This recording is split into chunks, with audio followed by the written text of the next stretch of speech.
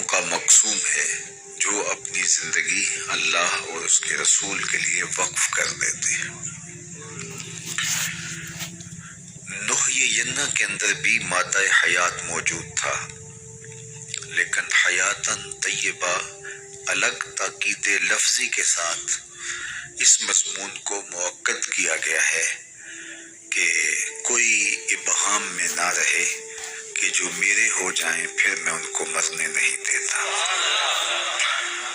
ان کو ابدی اور سرمدی فیضان نصیب کیا جاتا ہے اور زمانے مٹ جاتے ہیں، زمانے پہ آنے والے لوگوں کے نشان باقی نہیں رہتے، لیکن ان کے نشانات میں مسخ نہیں ہونے دیتا۔ مٹ گیا مشتاق دل سے رنگ یاد رفتگاں، پھول مہنگے ہو گئے قبریں پرانی ہو گئی۔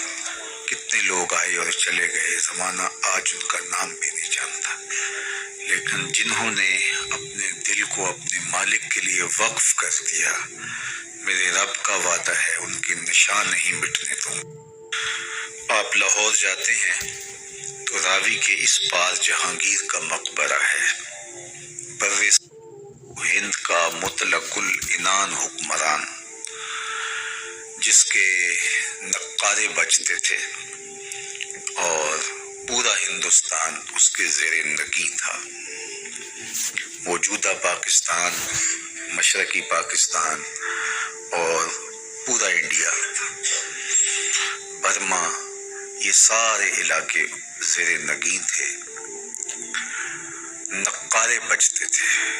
لیکن آج اگر آپ وہاں جائیں تو قبر پہ حسرتیں برستی دکھائی دیں گے۔ دن کو جائیں یا رات کو، وہاں آپ کو روشنیوں کا اہتمام دکھائی نہیں دے گا۔ اب پارک بن گیا ہے، اس کے دم سے کچھ لوگوں کا آنا جانا زیادہ ہو گیا، لیکن خالص مزار کے احاطے میں آپ کو قرآن پڑھنے والے لوگ موجود نہیں ملیں گے، تاش کھیلنے والی ٹولیاں بیٹھی نظر آئیں گی۔ وہاں جانوروں کی بینٹیں تو دکھائی دیں گی، تمہیں تازہ گلاب نظر نہیں آئیں گے، بلکہ بالکل اس کے ساتھ اس کی محبوب بیوی ملکہ نور جہاں کا مقبرہ ہے۔ یہ وہ خاتون تھی، جب بادشاہ تخت پہ بیٹھتا تو یہ بادشاہ کے پیچھے بیٹھتی، درمیان میں پردہ لٹک رہا ہوتا۔ بادشاہ کا کوئی فیصلہ اسے پسند نہ ہوتا تو پیچھے سے کمر ٹھونکتی تو بادشاہ اپنے فیصلے تبدیل کر لیتا، جس کے اشارہ ابرو پر ہندوستان کی تقدیر کے فیصلے بدلتے تھے۔ آج اس خاتون کا مقبرہ بھی اس کے ساتھ اندھیرے میں پڑا دکھائی دیتا ہے۔ زیب النساء کا اپنا شعر ہے جو اس کی لوح مزار پہ لکھا ہے: پر مزار ما غریباں نہ چراغے نہ گلے، نہ پرے پروانہ سوزد نہ صدائے بلبلے۔ ہم غریبوں کی قبر پہ نہ کوئی چراغ جلانے آئے گا، نہ کوئی پھول ڈالنے آئے گا، نہ کسی بلبل نے گیت گانے ہیں اور نہ کسی پروانے نے پر جلانے ہیں۔ وہ جو مطلق العنان تھے، جن کا طوطی بولتا تھا، جن کے نقارے بجتے تھے، چلتے تھے تو ہٹو بچوں کی صدائیں ہوتی تھی، آج غریب بنے ہوئے۔ بر مزار ما غریباں نہ چراغے نہ گلے۔ میں راوی کے اس پار کی کہانی آپ کو سنا رہا ہوں، اب راوی کا پل پار کر جائیں۔ ایک لوح مزار ادھر بھی ہے، یہاں تو ہے بر مزار ما غریباں نہ چراغے نہ گلے، اور وہاں لکھا ہے گنج بخش فیض عالم مظہر نور خدا، ناقصاں را پیر کامل کاملاں را رہنما۔ یہاں تو دن کے اجالوں میں بھی آپ کو لوگ دکھائی نہیں دیتے، لیکن وہاں رات کے اندھیرے میں چلے جائیں یا دن کے اجالے میں چلے جائیں، چھٹی کے دن چلے جائیں یا ورکنگ ڈے میں چلے جائیں، عید کے دن چلے جائیں یا جس دن شہر میں کرفیو نافذ ہو چکا ہو اس دن چلے جائیں، وہاں ہجوم عاشقاں دکھائی دے گا۔ حتیٰ کہ حد ہو گئی کہ جب بدطینت لوگوں نے بھائیوں کا رخ مزارات کی طرف کیا تو داتا گنج بخش علی حجویری علیہ رحمہ کے مزار پر بھی بم دھماکہ ہوا اور ساری رات لاشیں اٹھائی جاتی رہیں، لیکن جب صبح کا وقت آیا تو ساری مسجد نمازیوں سے بھری ہوئی تھی۔ یہ میرے رب کا عہد ہے، میرے رب کا وعدہ ہے، فَلَنُحْيِيَنَّهُ حَيَاتًا طَيِّبَةً، ہم انہیں ستھری اور پاکیزہ زندگی دیتے ہیں۔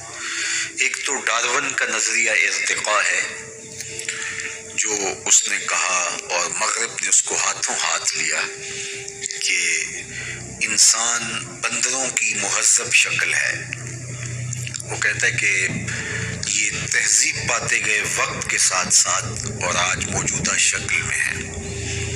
یہ ہے اس کا نظریہ ارتقاء، کہ وقت کے ساتھ ساتھ جانور ترقی پاتے پاتے انسان کے روپ میں آ گئے، اور آج وہ بولتے بھی ہیں، محافظ ضمیر کو بھی نو کے زبان پہ لے آتے ہیں، ایجادات بھی کر رہے ہیں، لیکن ان کی جو ابتدا ہے صدیوں قبل، وہ کہتے ہیں کہ یہ بندروں کی مہذب شکل ہے اور باقی جانوروں کی مہذب شکل ہے، اور اس پر وہ دلائل دیتا ہے۔ اور ایک زمانے میں تو اس کے ارتقائی نظریے کو بڑی پذیرائی بخشی گئی، ہاتھوں ہاتھ لیا گیا، لیکن قرآن نے انسان کے عالی مرتبت آغاز کا ذکر کیا ہے کہ ابھی اس کا خمیر گویا جا رہا تھا، فرشتوں کی پیشانی کو سجدے کے لیے تیار کیا جا رہا تھا، اس کا آغاز ہی خوبصورت ہے۔ ہم نے اس کو اپنی نیابت کا تاج دیا ہے، وَلَقَدْ كَرَّمْنَا بَنِي آدَمَ لَقَدْ خَلَقْنَا الْإِنسَانَ فِي أَحْسَنِ تَقْوِيمٍ، اس کو احسن تقویم میں پیدا کیا ہے۔ خیر، ایک تو ڈارون کا نظریہ ہے ارتقاء کا، لیکن ایک اقبال نے بھی نظریہ ارتقاء پیش کیا، وہ ڈارون کے نظریے سے ہٹ کے ہے۔ والدہ مرحومہ جب انتقال کر گئی علامہ اقبال علیہ رحمہ کی، تو انہوں نے ایک طویل مرثیہ ان کی یاد میں لکھا جو آج بھی کلیات میں موجود ہے۔ اس کا عنوان ہے والدہ مرحومہ کی یاد میں۔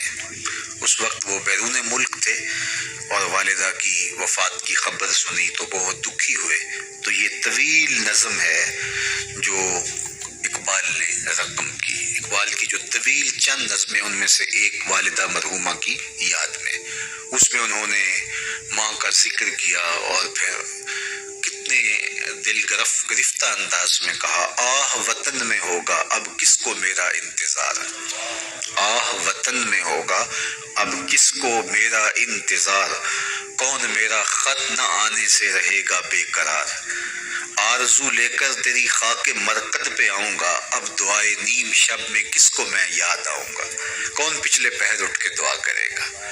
ہر ایک سے کہنا پڑتا نا میرے لیے دعا کریں، استاد سے بھی، مرشد سے بھی، دوست سے بھی، حاجی معتمر جا رہے ہیں تو ان سے بھی کہنا پڑتا ہے جناب جا رہے ہو وہاں دعاؤں میں یاد رکھنا، لیکن کبھی ماں کو بھی کہنا پڑا کہ امی دعاؤں میں یاد رکھنا، اور ماں کے جب ہاتھ اٹھ جائے تو اللہ خالی نہیں موڑتا، اور یہ لازمی نہیں ہے کہ ماں رابعہ بصریہ ہو تو پھر ہی دعا قبول ہوتی ہے۔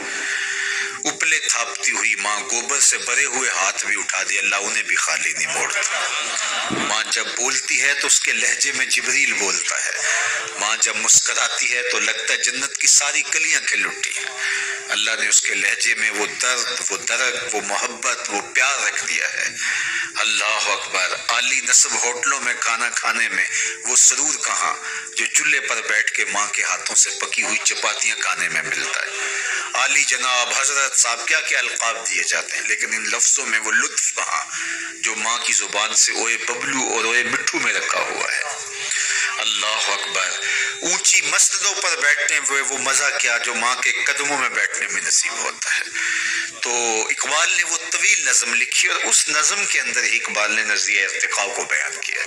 یہ مضمون لمبا ہو جائے گا اگر میں اس کو تفصیل سے عرض کروں، تو اس میں اقبال نے جو ایک تو ڈارون کا نظریہ ہے ارتقاء کا کہ یہ مہذب شکل ہے بندروں کی اور دیگر جانوروں کی، لیکن اقبال نے جو نظریہ ارتقاء پیش کیا ہے وہ یہ ہے کہ ہر شے کی فطرت میں نمو کا جذبہ ہے، بڑھنے کا، آگے بڑھنے کا جذبہ ہے، اور وہ جذبہ ہی اس کی زندگی میں تحرک پیدا کیے رکھتا ہے. آگے بڑھنے کا جذبہ نہ ہو تو زندگی میں جمود طاری ہو جائے.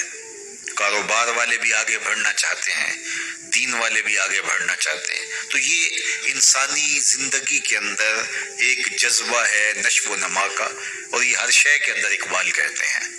اور اس کی مثال وہ دیتے ہیں کہ ایک بیج کو آپ زمین کو پھاڑ کر اس کے اندر ڈالتے ہیں تو بیج اس حالت میں مطمئن نہیں رہتا. جب اس کو نمی اور حرارت ملتی ہے تو وہ زمین کا کلیجہ چیر کر کے ایک کومپل کی شکل میں باہر آتا ہے. تو وہ پہلی صورت سے بہتر صورت ہے اس کی. یہ نشو و نما کا جذبہ تھا جس نے اس کو زمین سے باہر آنے کے لیے مجبور کیا. پھر اس کے بعد اس پہ بھی مطمئن نہیں ہوتا, کومپل سے شاخ بنتی ہے, شاخ سے تنا بنتا ہے, پھر پتے نکلتے ہیں, اس پہ بھی اطمینان نہیں. پتوں پر پھر کلیاں آتی ہیں, اس پہ بھی اطمینان نہیں. کلیوں سے پھول بنتے ہیں, اس پہ بھی اطمینان نہیں. نشو و نما کا جذبہ آگے بڑھنے کا. پھولوں سے پھر پھل بنتے ہیں. یہ اس درخت کا نقطۂ کمال ہے. اب جب اس نشو و نما کا جذبہ اس کی فطرت میں موجود ہے اور آگے وہ بڑھ نہیں سکتا, پھل سے آگے کدھر جائے, تو وہ پھل پک کے دوبارہ پھر بیج بنتا ہے, اور پھر دوبارہ تہے مزار آتا ہے, دوبارہ پھر جو ہے وہ زمین میں آتا ہے, اور زمین میں آ کے پہلے ایک تھا, اب وہ باغ کی شکل میں نمودار ہوتا ہے. تو یہ فطرت ہے ہر شے میں. اقبال نے مثال جو ہے وہ درخت سے دی. فطرت ہستی شہید آرزو رہتی نہ ہو. اگر آپ کی توجہ ہو, فطرت ہستی شہید آرزو رہتی نہ ہو, خوب تر پیکر کی اس کو جستجو رہتی نہ ہو. موت کو سمجھا ہے غافل اختتام زندگی, یہ ہے شام زندگی صبح دوام زندگی.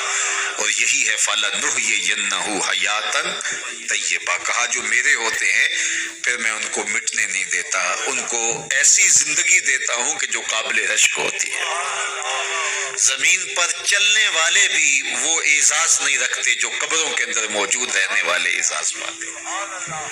اللہ اکبر. تو جو ان سے وابستہ ہو جائے, اللہ اس کے رسول سے وابستہ ہو جائے, ان کو پھر وہ مٹنے نہیں دیتا. ورنہ دنیا کے اوپر شہنشاہوں کے نام مٹ گئے. میں آپ سے پوچھوں, جس زمانے میں میرے حضور تشریف لائے تھے اس زمانے کے خاقان کا نام کیا تھا؟ تو شاید آپ معذرت کر لیں کہ ہمارا تاریخ کا مطالعہ تو ضرور ہے, لیکن اتنی گہرائی کہ ہم نام تک یاد رکھیں یہ نہیں ہم بتا سکتے. چلو میں پوچھتا ہوں, اس دور کے کیسر کا نام کیا تھا؟ اس دور کی سپر طاقت تھی رومن امپائر, اس دور کی سپر طاقت تھی, اور اس کا حکمران. تو کہا کہ نہیں جناب, ہم اس دور کے کیسر کا نام نہیں جانتے, اس دور کے خاقان کا نام نہیں جانتے. چلو میں نے پوچھ لیا, اچھا اس دور کے کسرا کا نام کیا تھا؟ دوسری سپر طاقت کسرا ایران تھی, اس کے شہنشاہ کا نام کیا تھا؟ تو آپ نے اس پہ بھی معذرت خواہانہ رویہ اختیار کیا, اور آپ کے چہرے بتا رہے ہیں کہ جناب ہم نہیں جانتے. جس دور میں میرے حضور آئے اس دور کی دو سپر طاقتوں کے حکمرانوں کے نام میں اور آپ نہیں جانتے. بہت کم لوگ ہیں. کیسر روم کا نام, کسرا ایران کا نام, خاقان کا نام, اور اس دور کے بڑے بڑے لوگوں کا نام. آپ نے کہا جناب ہم نہیں جانتے. اچھا میں نے پوچھا اس مجلس میں ڈھونڈ کے جو سب سے کم عمر کا بچہ تھا کہ میرے حضور کے مؤذن کا نام کیا تھا؟ تو اس نے سر اٹھا کے کہا بلال حبشی. تو یار سلطنت روم کے شہنشاہ کا نام تو زمانے کو یاد نہیں ہے, کیسر روم کا نام اور کسرا ایران کا نام تو زمانے کو یاد نہیں ہے, لیکن میرے حضور کے مؤذن کا نام آج بھی زمانے کو یاد ہے. اللہ اکبر. میں ساری دنیا تو نہیں گھوما, لیکن آدھی کے قریب تو دنیا میں نے دیکھی ہے. جس ملک میں بھی گیا ہوں بلال حبشی کے نام کی مسجد ضرور دیکھی ہے. اقبال یہ کس کے عشق کا فیض عام ہے, اقبال کا لہجہ دیکھیے. اقبال یہ کس کے عشق کا فیض عام ہے, رومی فنا ہوا حبشی کو دوام ہے. کہ رومی شہنشاہ کا تو نام بھی زمانہ نہیں جانتا, لیکن بلال حبشی کا نام آج بھی دلوں کی تختیوں کے اوپر لکھا ہوا ہے. اللہ اکبر. ہمارے بزرگ فرماتے تھے کہ رنگ کالا تھا لیکن تھا کرموں والا، ہونٹ موٹے تھے، اللہ اکبر، ناک چپٹی تھی، لیکن نسبت رسول کی وجہ سے عزت کا وہ مقام ملا کہ آج بھی دل میں بلال حبشی کا نام آتے عشق جاگ اٹھتا ہے.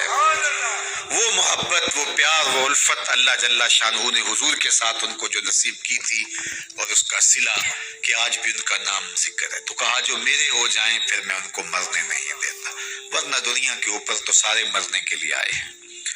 شہنشاہ، کج کلا، بادشاہ، شاعر، ادیب، فلسفی، دانشور، کہاں آج زمانہ انہیں جانتا تک نہیں ہے. لیکن وہ لوگ جنہوں نے اپنی زندگیاں اللہ اور اس کے رسول کے نام وقف کی. دولت انسان کو لافانی نہیں کرتی، اقتدار سے انسان کا نام باقی نہیں رہتا. بڑے اقتدار والے آئے اور زمانہ ان کو بھول گیا. ایک خاتون جو ہے وہ ڈھونڈ رہی تھی یونان کے اندر قبر. کسی نے کہا بڑھیا کیا ڈھونڈ رہی ہو؟ کہا یہاں میرا بیٹا سکندر دفن ہے. کہا کس سکندر کی بات کر رہے ہو؟ یہاں تو بڑے بڑے سکندر چلے گئے. شہنشاہ چلے گئے،